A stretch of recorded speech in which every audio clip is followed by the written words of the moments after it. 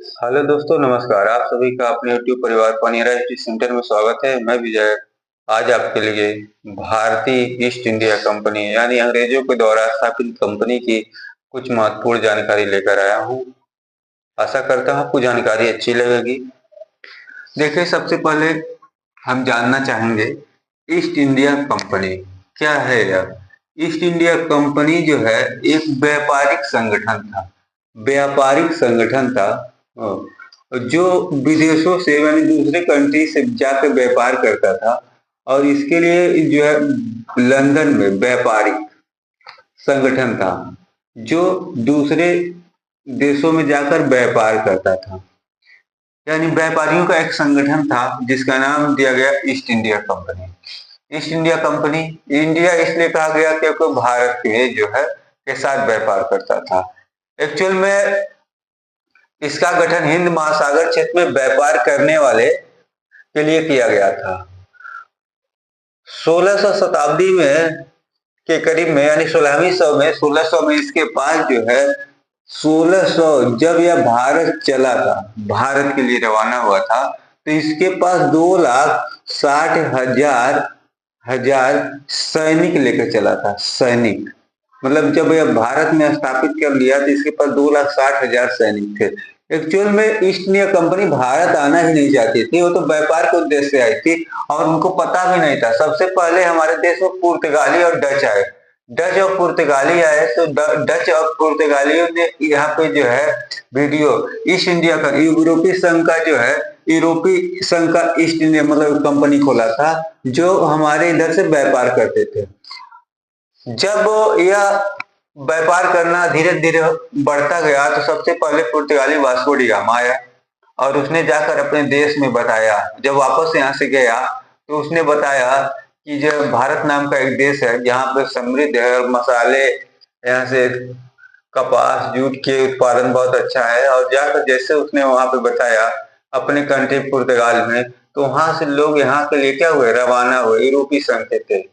ठीक है, और यहाँ पे जब रवाना हुए चलते आए तो यह 200 साल विशेष रूप से इनका जो व्यवसाय का उद्देश्य रेशम कपास नील का रंग जो था, नील रंग जो है कपड़े पे जो चढ़ाया जाता है, चीनी नमक मसाले सोरा। सोरा क्या होता है, विस्फोटक बनाने के काम में आता था। चाय अफीम था। सैन्य शक्ति का प्रयोग कर भारत में प्रशासनिक स्थापित किया, यानी सैन्य शक्ति सेना का शक्ति प्राप्त करके यह प्रशासनिक जो है यहाँ पे कार्यों को संभाला। जब यहाँ पे स्थापित कर लिया तो सलामी सब की बात है। एक्चुअल में क्या 1577 में, अब हम 1577 की बात करें, थोड़ा पीछे चलते हैं। जैसे हम लोग थोड़ा पीछे जाएंगे तो ये फ्रांसीसी डेक सोने और चांदी के की तलाश में दक्षिण अमेरिका गए थे। 1577 में दक्षिण अमेरिका गए थे। स्पेनिश बस्तियों को लूटने के लिए इंग्लैंड से निकले थे, यानी इंग्लैंड के कुछ लुटेरे थे ऐसे बोल सकते हैं जो दक्षिण अमेरिका में स्पेनिश के लोगों से स्पेन वाले को लूटने के लिए ये लोग निकले थे। लेकिन 1578 ईस्वी में तक इंग्लैंड के नाविकों को भारत के बारे में पता नहीं था। यानी इसमें ये लोग जो है ब्रिटिश के लोग निकले थे, लुटेरे के फॉर्म में निकले थे, लुटेरे के रूप में। और यह कहाँ पे, दक्षिण अमेरिका में ये जो है इस पे अमेरिका के यह 1577 की बात है। स्पेनिश को लूटने के लिए निकले थे क्योंकि स्पेन के लोग व्यापार करते थे और ये लोग रास्ते में समुद्र के रास्ते उनकी जहाज को बेड़ा को लूट लेते थे। और इसके बाद जो है 1578 की बात आती है। तो 1578 तक भारत में आने का उनका कोई राजमार्ग नहीं पता था। उनको भारत में आने वाली कोई भी वस्तुओं के बारे रास्तों के बारे में नहीं पता था। उनको पता ही नहीं था कि भारत के नाम का कोई देश भी है। इसके बाद 1578 में ही सर फ्रांसिस ड्रेक नामक एक अंग्रेज नाविक ने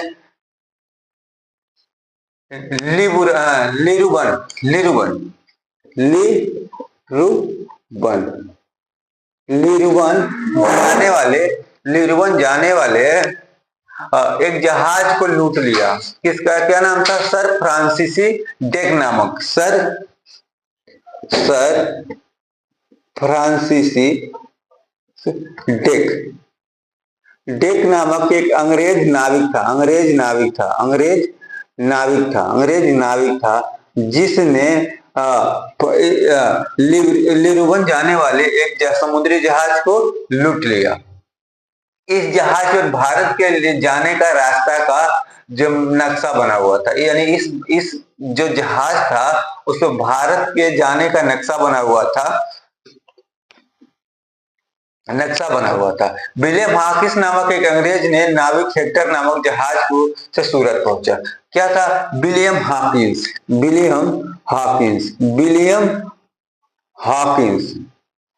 नामक व्यक्ति ने, जो हॉकिंस, यह सब 1578 की घटना है। विलियम हॉकिंस नामक एक जो है अंग्रेज था जो हमारे देश में आने के लिए आया और यह सूरत पहुंचा। हेक्टर नामक, कौन से जहाज से आया था?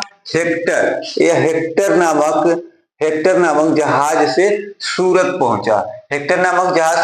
पहुंचा तथा आगरा जाकर जहांगीर के पास इसने निवेदन किया कि हमें भारत से व्यापार करने की अनुमति दे दी जाए। लेकिन उस समय जहांगीर के दरबार में पुर्तगालियों का बहुत दबदबा था, जिसकी वजह से हॉकिंस जो व्यक्ति था, अंग्रेज आया था, सूरत में आया था, उसको आगरा गया और आगरा में जाकर जो है जहांगीर से विनती किया कि मुझे भारत से व्यापार करने के लिए कंपनी स्थापित करने की अनुमति दे दी जाए। लेकिन पुर्तगालियों का उस समय बहुत दबदबा था जहांगीर के दरबार में, तो उसने तो अनुमति देना चाहा जहांगीर ने, लेकिन पुर्तगालियों के दबाव में अगर उसने अनुमति नहीं दिया और हॉकिंस बेचारा वापस अपने देश लौट गया।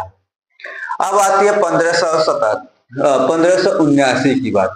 1579 की बात आती है, यह तो उस समय की घटना 1578 की। 1579 में क्या होता है? प्रशांत महासागर पार किया और उस समय जो है यह उस समय एक जो है ऐसे समझ सकते हैं, नीदरलैंड की व्यापारिक कंपनी थी जो भारत आने में सबसे पहले यूरोपीय कंपनी बनी। नीदरलैंड की जो है सबसे बड़ी कंपनी, यानी पहली कंपनी थी जो भारत आने वाली कंपनी बनी। अब 1595 में भारत आए, 1595 में भारत आए, 1595 में लोग भारत आए और यहाँ पे स्थापित किया और यहाँ पे जो है आकर अपनी कंपनी को स्थापित किया। चलते हैं 1579। 1579 में क्या है? प्रशांत महासागर को पार कर ये लोग जो है भारत आने का रास्ता खोजा और देखा